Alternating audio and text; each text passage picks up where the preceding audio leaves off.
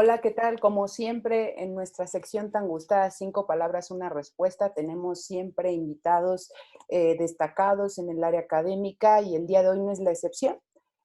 Últimamente nos han acompañado muchos egresados de la Universidad Carlos III de Madrid y el día de hoy también nos acompaña el maestro Marco Humberto Aguilar Coronado, a quien agradezco el día de hoy que nos acompañe y para que conozcamos la trayectoria académica de nuestro invitado, me gustaría mencionar que él es licenciado en Ciencias Políticas por la Universidad Popular Autónoma del Estado de Puebla, UPAEP. Cuenta con un diplomado en Teoría y Herramientas del Modelo de Negociación de Harvard, con diversos seminarios, cursos para el perfeccionamiento de habilidades, negociación, así como estrategias tácticas de negociación. También es maestro en mediación, negociación y postulación de conflictos por la Universidad Carlos III de Madrid, España. Ha participado también como editorialista en diversos medios, entre muchísima información destacada de nuestro invitado, pero quiero destacar que ha realizado un libro que me parece importante, derivado de este trabajo que ha hecho en la Universidad Carlos III de Madrid, y me parece importante mencionarlo, que se llama La negociación es necesaria en la política. Aquí está. Se puede adquirir en diversas librerías de importancia, de renombre, que iré dejando aquí el link para quien guste adquirirlo.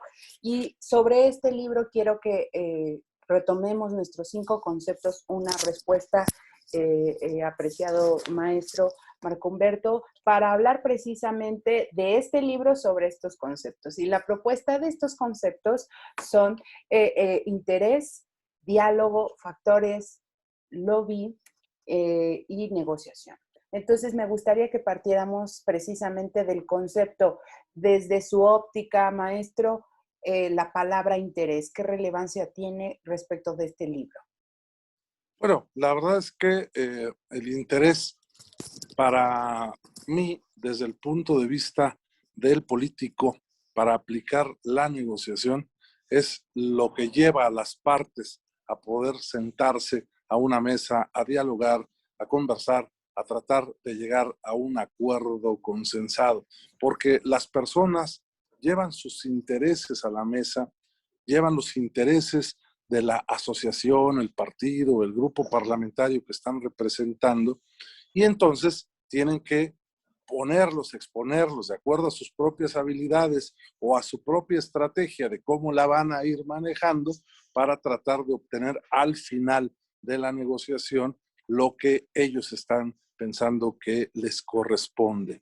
El interés en la negociación política es la clave precisamente para poder sentarnos, ¿no? Pongo un ejemplo. ¿Cuál es el interés de un gobierno de sacar adelante en un congreso alguna ley que le interese sobre determinado asunto? Pues el interés es que se sumen el mayor número de votos para que sea una ley consensada, ampliamente consensada en el Congreso, y no una ley que simplemente saque la mayoría necesaria para salir adelante con una legitimidad menor a la que podría tener si sale consensado. Entonces los intereses son los que se ponen en la mesa, y en negociación yo creo que deben estar puestos, pero no deben ser asumidos como asuntos personales, porque entonces la negociación tiene un giro que no ayuda en nada a avanzar en todo el proceso. Y esto nos lleva precisamente al siguiente concepto que retomas en este libro, en esta propuesta, que es el diálogo, ¿no? El diálogo como parte de este proceso. Para, en la política, y por supuesto utilizando una de las principales herramientas que es la negociación, el diálogo es fundamental. No se puede entablar una negociación, no se pueden presentar los intereses de las partes, no se puede expresar lo que realmente se quiere si no es a través de la palabra. Es muy difícil negociar a través de escritos o intercambio epistolar, porque no se tiene la confianza, la transparencia o la interpretación de señales corporales que se pueden tener en una negociación personalizada. Entonces, el diálogo como instrumento de comunicación necesaria en la humanidad ayuda precisamente a avanzar en la posibilidad de que se puedan llegar a acuerdos. Sí y solo sí, la palabra tiene el valor fundamental en la mesa de la negociación, porque si el negociador que está sentado a la mesa tiene una mala reputación porque no cumple la palabra empeñada, entonces de nada sirve dialogar si cuando se adquieren compromisos la palabra no se cumple. Entonces creo que el diálogo es una de las principales, por supuesto, elementos, uno de los principales elementos de la negociación política. Y también retomas diversos factores que impactan precisamente en que se dé este diálogo entre las partes involucradas para este proceso de negociación. Y retomas en tu propuesta diversos factores como factores económicos, sociales, etcétera. Sobre este concepto, factores. Sí, yo sostengo que en la negociación política inciden una serie de factores que no inciden en una negociación comercial. En una negociación comercial, los parámetros están establecidos de acuerdo a lo que dicta el mercado. Es decir, uno no puede ir a negociar a una agencia de autos nuevos el precio de un vehículo porque ya están estandarizados los precios y si acaso podrá obtener a lo mejor unos tapetes adicionales o la malla para la cajuela, alguna cosa así, ¿no? Pero eso es el plus. Pero el precio es el mismo en todas las agencias porque está estandarizado ese precio. No hay posibilidad de negociación. En cambio, en la negociación política hay factores que inciden en términos económicos, en términos políticos, en términos de coyuntura. Y algo que a los partidos políticos, a los grupos parlamentarios afecta mucho, son los factores, por ejemplo, electorales.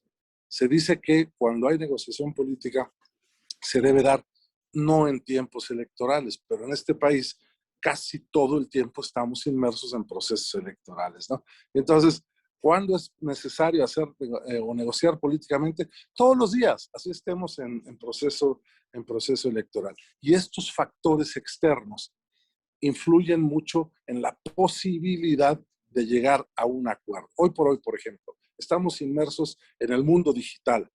Cualquiera puede, con una fotografía, captar el momento en el que están negociando dos actores políticos en un restaurante, en una oficina, en fin, y subirlo a redes sociales y decir, ¿qué están negociando bajo la mesa, tratando en lo oscurito cosas que deberían ser públicas? Y entonces la negociación se viene al traste porque no se comprende el entorno. Son factores externos que inciden. O los medios de comunicación que presionan y presionan y presionan porque no han llegado a acuerdos y no han llegado a acuerdos y entonces no va a pasar la ley o no se va a instrumentar esta política pública.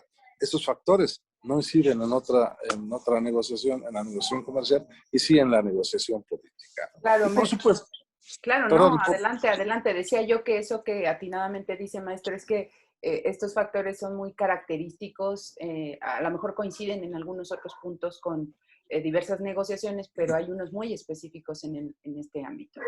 así es, así es. Y entonces, los factores pueden ser incluso de carácter de los negociadores, ¿no? Porque hay tipos de negociadores que pueden tratar de llegar a imponer a través de su propia personalidad, ¿no? Un negociador por excelencia en nuestro país, Diego Fernández de Ceballos, solo por su presencia, la verdad es que impactaba en la mesa de negociación, por su voz fuerte, por su presencia con el puro, etcétera. Son tipos de negociadores que inciden también como factor, ahora sí que interno del proceso, en el proceso de negociación. Y precisamente esto que retomas también nos va llevando en cadenita a este otro concepto que es el lobbying, ¿no? El lobbying o cabildeo. En este sentido, estimado maestro, tu opinión. Hay tres métodos para la resolución de conflictos. Uno, evidentemente, es la mediación, otro es la negociación, pero quizá uno previo que no se ha tomado en cuenta, no como una actividad para resolver conflictos, sino una actividad humana para avanzar, digamos, en la posibilidad de que se concrete alguna ley, sobre todo, es la actividad del lobbying. El lobbying es esa actividad que hacen los profesionales contratados por alguna empresa o por algún gobierno para tratar de influir en las decisiones de quienes toman las propias decisiones, ¿no? ¿Cuál es la diferencia entre el lobbying, la mediación y la negociación? En el lobbying, quien hace esta actividad, quien ejerce esta actividad, no tiene poder de decisión. Simplemente acerca la información, da el escenario, presenta la coyuntura y dice, esto es lo que creemos en nuestra empresa o en nuestro gobierno que debe ser, y ustedes tienen la palabra. En la mediación, quien medía es un árbitro, pero no tiene más que facilitar las cosas para que los actores en conflicto puedan presentar las alternativas de solución. Él no puede presentar una alternativa porque es un simple mediador. En cambio, en la negociación política, la característica principal de un negociador es que debe tener la representación de la organización, el partido o el grupo parlamentario que representa. Si no, no tiene caso que se siente a negociar, porque imagínese usted, doctora, que se siente alguien a negociar algo y que todos los días salga, tengo que ir a consultar con mi organización a ver qué opina.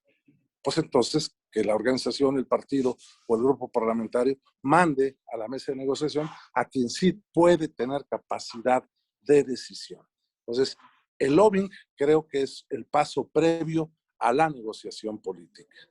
Y retomando eso que usted refiere acerca de esta distinción entre el lobbying y la negociación, este poder de decisión, me trae mucho a la mente este proceso que se dio en estos últimos años en el famoso TEMEC, ¿no? Y como antecedente que usted retoma del TELCAN, pero que actualmente se ha propuesto el TEMEC. Y me parece importante resaltar para ir pasando a nuestro último concepto, algo que usted retoma acerca de un ejemplo en el que, por ejemplo, Barack Obama involucra a 3 elementos importantes: las exigencias que presentan las campañas, la lealtad a su agrupación política y la influencia de los medios que usted hablaba precisamente hace un momento y que son importantes también en estos procesos de negociación.